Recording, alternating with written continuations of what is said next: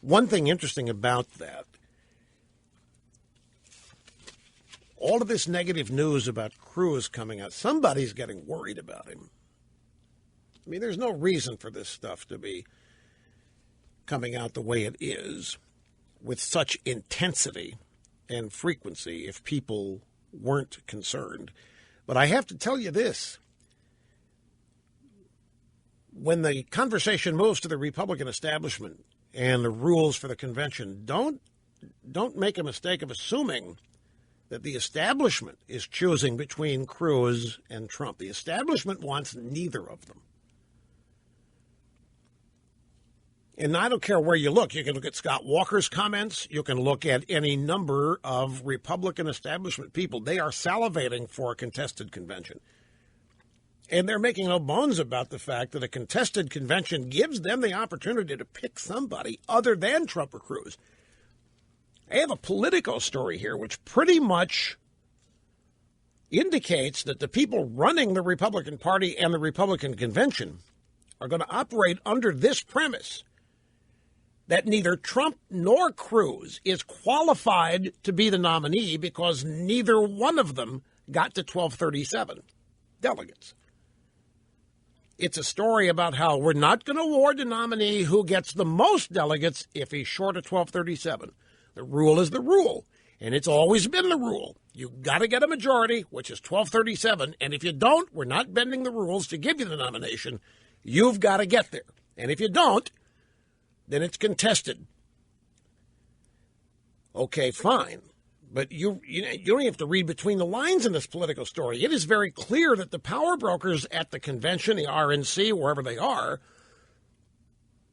telegraphing the fact that they think neither Cruz nor Trump should be the nominee if neither of them gets to 1237. That's going to be treated as a defeat. It's going to be treated as a rejection. The party clearly wants to look at no candidate getting 1237 as a rejection.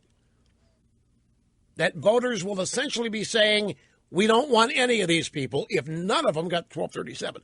The party is going to then take it from there and act on the assumption that I've just stated and then nominate their own guy, whoever it is. Take your pick. Jeb, Paul Ryan, any number of people throw their hat in there. Kasich, which is what he's angling for in all of this. But, Rush, I thought you just said that if they didn't win their discount, well, they will. But Kasich will not be included in that because he never even got close. So it will not even be looked upon that Kasich has been rejected like Cruz and Trump